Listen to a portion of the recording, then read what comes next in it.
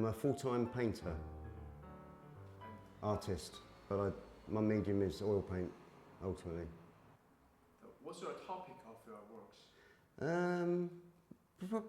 Predominantly landscape, I think, but I'm just fascinated with nature, so, you know, abstract, landscape, skyscape, what I call global paintings, ultimately. Where do you get your inspiration from your oil works? Music, strangely. I mean, I'm influenced by everything, you know, film, literature, cooking, poetry, meeting people, but ultimately music is what forces me to create my work in the studio, so then it comes from subconscious, I suppose. How long have you been an artist for? 14 years now. Yeah, Jackson Pollock, big influence. Not so much his work, but his identity. He's an American sort of abstract painter back in the 30s with the likes of de Kooning and Motherwell, obviously Rothko and people like that. And there was, you know, this kind of force of creativity at the time. So what do you think your taste is? I think it's just about trying to make people look at things differently. You know, we pass things in life, like the bottle tops we were talking about earlier. People come in the kitchen and they see what we've created and think, wow, what a great idea.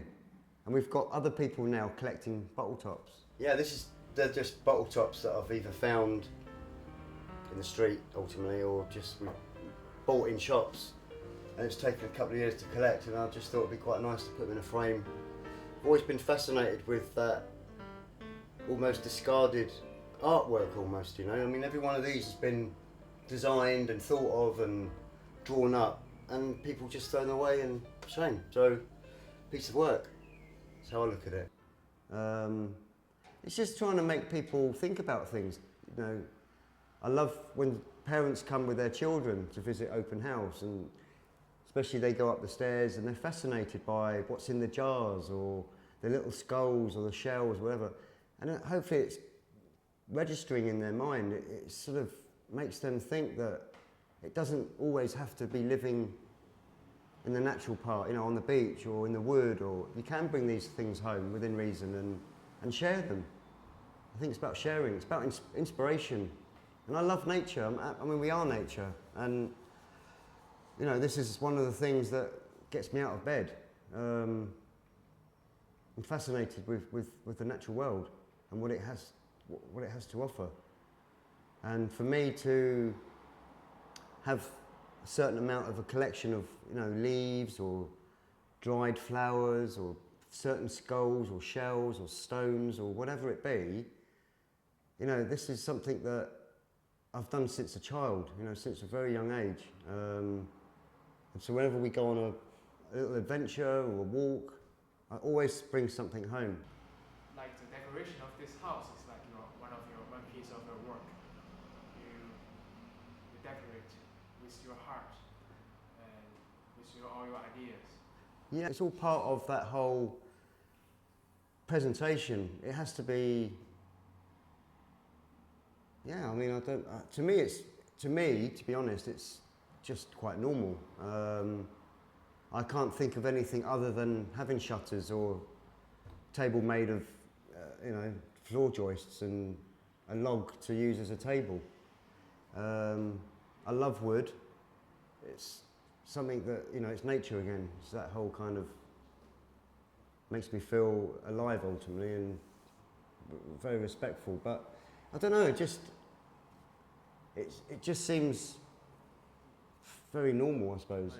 When we went to America a couple of years ago and did a road trip, we drove right across America for 3 months, and I had to buy another suitcase because of the stuff I've been collecting and found. You know, all sorts of wonderfuls. And I mean, the bear skull that you may have filmed earlier is from Wyoming, where I mentioned Jackson Pollock. We went to visit his birth town, a place called Cody. But that happened to be there, and the chap was selling it, and it was all legit. It was all, you know, comes with certificate and everything. But yeah, I had to buy another suitcase to bring all this stuff home, and I was lucky to get it home because I thought it'd actually get stopped, but it's fine. And now you have an open house exhibition. Yeah. So what's that for? Can you introduce more details to the audiences about your project? Yeah, it allows me to showcase my work ultimately that I've been working on for a number of months before it goes to a commercial gallery. So it gives me really good feedback from clients that have been following me and you know, or general public. So you have your open house exhibition in your house, in your own house. Yeah. Absolutely. What do you think your relationship between you and your house here? Well, hopefully people feel welcome when they walk in. They feel at home. They feel kind of humble. You know, it's like it's not a gallery. It is where we live. We kind of live like this pretty much all year round. The only thing missing is a sofa And a TV. and a television. Yeah, because we like to watch films. So you know, but we like to make people feel like they're at home. We have some shelves going up the stairs on the way to our bedroom. People like looking at our things, the nature Dion's collected, the books that we both like to read, the films, the music that inspires Dion. So Yeah. it gives the relationship between us and our home, it gives everyone another insight into Dion the painter and me being his partner. So Yeah. it shows them another window that they probably wouldn't have seen before. Yeah, it's all. I mean, it's like we need a space really to create a place to work in, you know. So it's kind of most of the time as well. We've got sort of paintings hanging in here, so clients throughout the year can sort of come by and have a look around and stuff. So yeah, it's good.